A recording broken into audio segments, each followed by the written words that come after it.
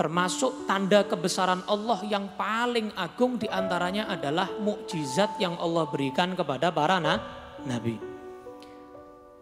Dan semua mukjizat, kata Imam Busiri, atar-rusulul kiramu biha, yang mana dimiliki oleh para rasul, para utusan Allah subhanahu wa ta'ala yang mulia, itu fa innama, hanya saja ittasalat, bersambung, ada hubungan min nurihi, dari cahayanya Nabi sallallahu alaihi wasallam, bihimi, kepada mereka para rasul sallallahu alaihi wa ala alihi wasallam.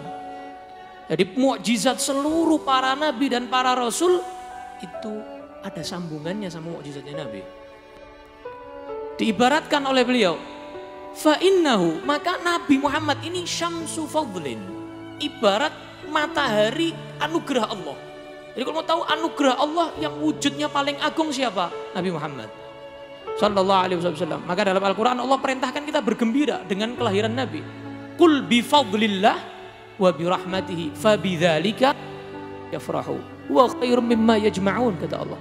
Harus kita bergembira untuk anugerah Allah yang ini, yang Nabi Muhammad sallallahu alaihi wasallam. Matahari anugerah Allah, mereka para nabi yang lain, rasul yang lain, kawakibuha, bintang-bintang. Ya bintang dibanding dengan matahari. Bintang-bintang yang kita lihat itu kalau nggak ada matahari nggak akan terang. Itu bintang-bintang itu cuma dapat cahaya dari matahari, makanya mereka terang. Kalau nggak ada Nabi Muhammad, nggak ada nabi yang lain, nggak ada rasul yang lain. Mereka itu diutus Allah Subhanahu Wa Taala untuk apa? Untuk justru menunjukkan kelebihan anugerah yang Allah berikan kepada Nabi Muhammad. Satu persatu, sampai puncaknya Nabi Isa, lahirlah beliau sallallahu alaihi wa alihi wasallam. Yuzhirna, bintang-bintang itu akan menampakkan anwaraha, cahaya-cahayanya, linnasi fidz dzulami. Berkat apa bintang itu mengeluarkan cahaya? Matahari. Coba siang hari, kelihatan bintang enggak? Kalau sudah Nabi Muhammad muncul, apa semuanya? Di bawahnya semuanya.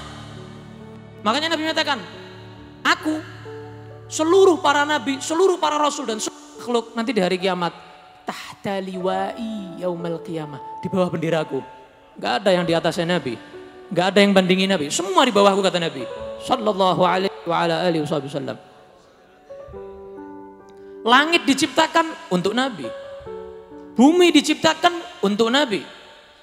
Para nabi ketika diciptakan Allah menyatakan dalam Al-Quran, wa id akhadallahu mitsaqan nabiyyin, ketika Allah membuat perjanjian dengan para nabi, bahwa kalian harus beriman kepada Muhammad, harus membantu dakwahnya Muhammad. Kalau kalian dapatnya Muhammad, kalian harus mengikuti ajarannya Muhammad. Kalau enggak, ya enggak jadi nabi. Kalau enggak mau, ya enggak jadi rasul. Harus nepati janji, perjanjian dengan Allah, baru kalian aku angkat menjadi nabi dan rasul. Sallallahu alaihi wa ala alihi wa sahbihi wasallam. Pertanyaannya, loh, nabi kan yang terakhir. Nabi Adam awalan, Nabi Idris awalan, nabi-nabi yang lain, rasul yang lain kan lebih awal. Ya, dalam segi jasad memang mereka lebih awal.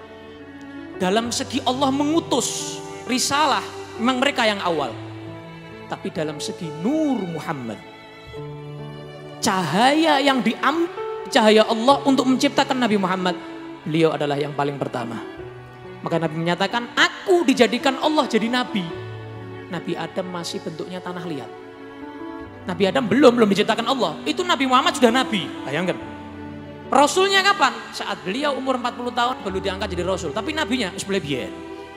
Sebelum Nabi Adam Nabi, sebelum Nabi Adam diciptakan, ditiupkan ruh pada tanah liat Nabi Adam, Nabi Muhammad sudah Nabi sallallahu alaihi wa ala alihi wa sahbihi wasallam.